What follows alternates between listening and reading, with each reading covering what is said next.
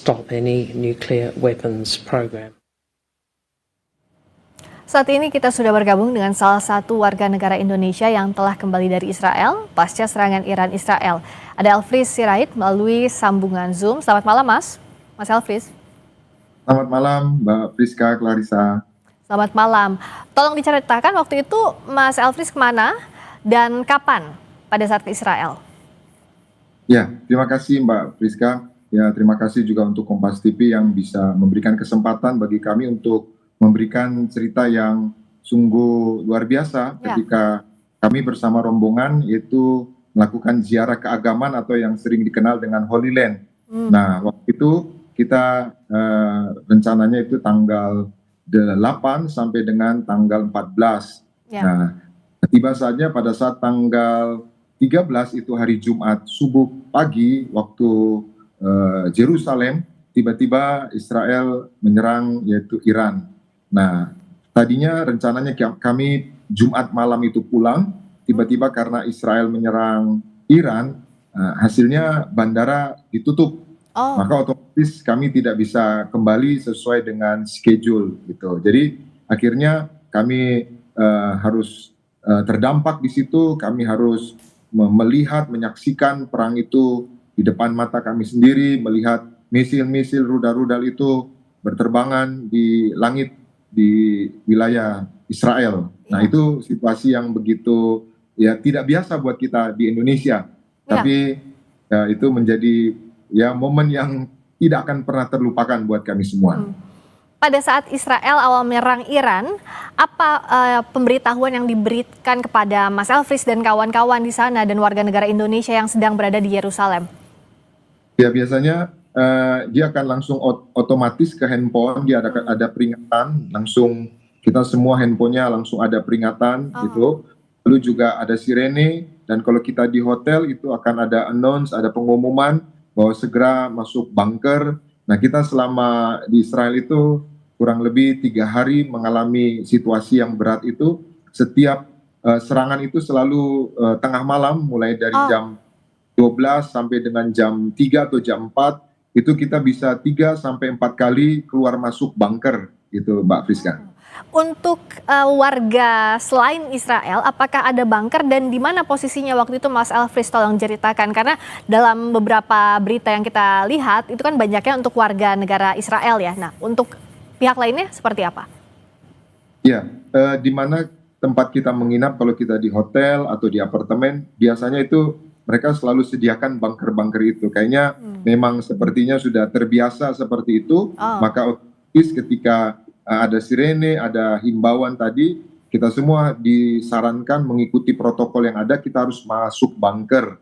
Nah, kira-kira 10-20 menit, kalau sudah aman, kita masuk lagi ke kamar, nanti ada serangan lagi, kita akan kembali lagi ke bunker. Jadi itu peristiwa yang mencekam ya, dan tidak mengenakan, dan bagi kami orang Indonesia yang tidak terbiasa berperang, ya justru itu sesuatu yang ya menakutkan juga gitu. Iya, pada saat itu 3 hari ya Mas Elfries ada di Yerusalem.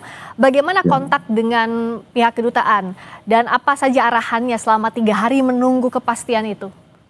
Ya, jadi dari hari Jumat sampai hari Minggu kami itu ada di Yerusalem, tepatnya di Grand Court Hotel Jerusalem, dan hari Minggu kami dapat kabar baik. Ya, kami berterima kasih kepada Bapak Presiden Prabowo Subianto, yaitu melalui Pak Hasim Joyo Hadikusumo, yaitu Ibu Pendeta Darniati Pariaji, Gembala Sidang Gereja Tiberias, juga Pendeta Argo Pariaji, Pendeta Aristo Pariaji menghubungi Bapak Hasim Joyo Hadikusumo, lalu Pak Hasim menelpon Kementerian Luar Negeri, yaitu Menteri Luar Negeri Pak Sugiono, lalu Pak Sugiono mengontak yaitu stafnya, dan kementerian mengontak Kedubes Indonesia di Yordania Pak Ade Patmo, dan Pak Ade Patmo juga mengutus stafnya yaitu Pak Ibrahim, dan itu prosesnya sangat cepat sekali karena teorinya kami nggak bisa keluar karena kami nggak punya visa on arrival. Maka dengan bantuan Kedubes yang begitu cepat, begitu membantu mendampingi kami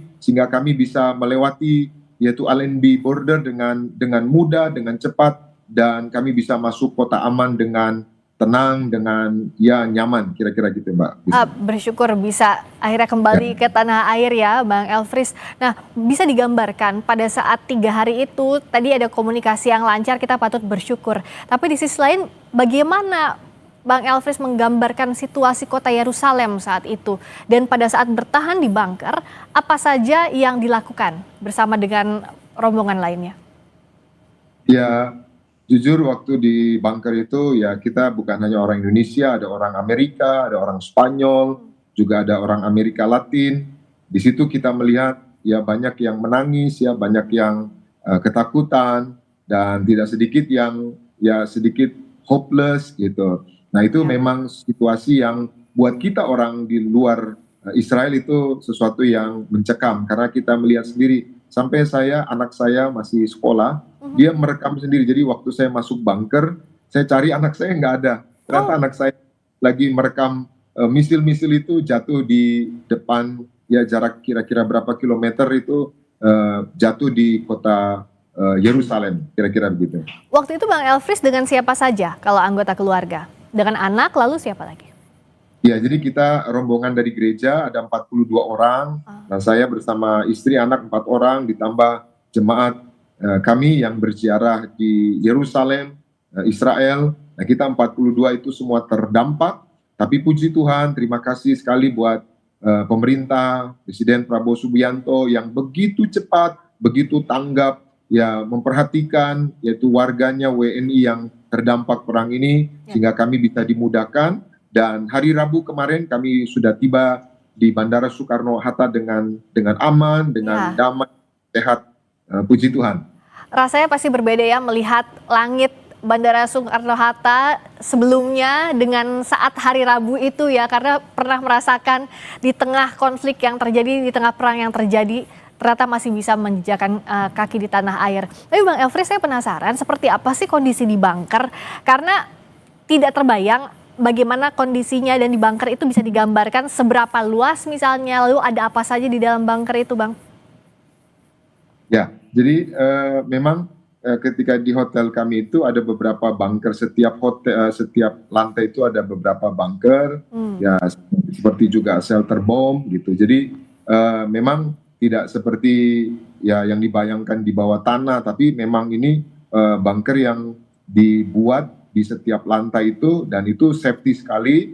Ya memang luasnya tidak terlalu luas, dan kita jujur aja sesak-sesakan di tempat itu, tapi ya puji Tuhan kita semua tetap aman, kita semua tetap dalam lindungan Tuhan, dan bisa kembali dengan selamat ke Indonesia, tanah air tercinta. Syukurlah. Tapi kalau bicara soal di dalam bunker itu bisa keluar masuk atau memang harus bertahan di sana? Lalu bagaimana dengan logistiknya, kebutuhan makanan, kebutuhan lainnya pada saat menunggu kepastian pulang ke tanah air? Jadi kita di bunker itu ketika ada serangan saja Mbak Friska. Jadi ketika sudah tidak ada serangan, kita kembali lagi ke tempat kita, ke kamar kita masing-masing. Nah biasanya serangan itu di tengah malam tadi, kira-kira jam 12, sampai jam 3 atau jam 4. Nah biasanya mulai pagi, mulai terang itu tidak ada serangan. Sekali lagi biasanya serangan itu saling serang Israel Iran itu di malam hari. Maka ketika di siang hari kita semua bisa beraktivitas normal. Cuma yaitu ketika malam hari mulai perang lagi, kan kita semua dalam kondisi tidur ya, kondisi istirahat. Ya dikejutkan dengan peristiwa itu, ya tentunya itu membuat kita lelah, membuat kita ya cemas, kira-kira gitu. Jadi keseharian di Yerusalem salah satunya sudah terbiasa dengan potensi konflik apapun itu ya, sehingga ada bunker di setiap bangunan. Jadi di setiap bangunan, di hotel, di rumah itu memang sudah ada ya Bang Elfries? Sudah ada, iya. Hampir semua bangunan itu sudah ada bunker atau shelter bomb itu. Jadi memang sudah dimodif seperti itu Mbak. Jadi memang mungkin karena sudah terbiasa dengan ya kondisi gawat darurat atau perang itu, maka setiap bangunan atau rumah itu akan ada bunker untuk tempat bersembunyi dari ancaman misil-misil tadi. Selain Bang Elfries dan jemaat yang bersama-sama untuk ziarah, apakah ada warga negara Indonesia yang lain pada saat itu di bunker yang sama misalnya, atau saat berlindung bersama-sama menunggu kepastian, ada warga negara Indonesia lain? Kebetulan warga Indonesianya waktu itu di tempat itu hanya kita, Oh, selebihnya dari Spanyol, dari Amerika tadi, dari Amerika Latin, dari beberapa negara Kolombia juga kita kumpul bersama di tempat itu. apa yang diperbincangkan antara Bang Elfries juga dengan warga negara lainnya? Pasti menunggu di bunker, saya yakin ada percakapan di sana ya, ada saling bertanya atau saling bercerita soal untuk apa tujuan ke Yerusalem dan sebagainya. Apa cerita-cerita yang Bang Elfries dapatkan waktu di bunker?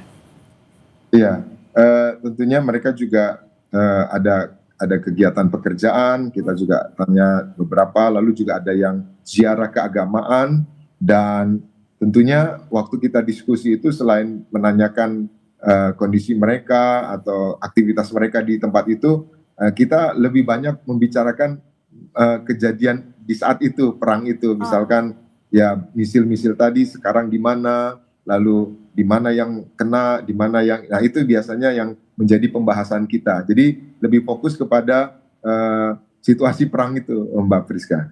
Tapi pada saat masuk ke bunker itu ada misalnya rasa was-was atau panik atau tidak? Ya kan kita tidak terbiasa ya kalau di Indonesia kondisinya mendengarkan ada rudal atau ada misil apapun itu.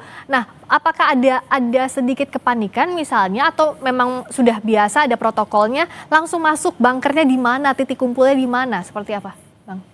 Ya, waktu awal-awal kita mengalami perang itu, jujur kita panik sekali dan belum terbiasa. Ya, maka terkadang ya ada yang ketinggalan sendalnya, ada yang ketinggalan jaketnya, ada yang Iya, iya ketinggalan. pasti. Ya, tapi setelah hari kedua, hari ketiga kita jadi terbiasa. Nah, kita harus bawa selimut, kita harus bawa sweater, kita harus bawa minuman. Karena kalau sudah di bunker kita nggak boleh keluar sampai dinyatakan kita aman, boleh kembali lagi ke hotel atau ke kamar masing-masing.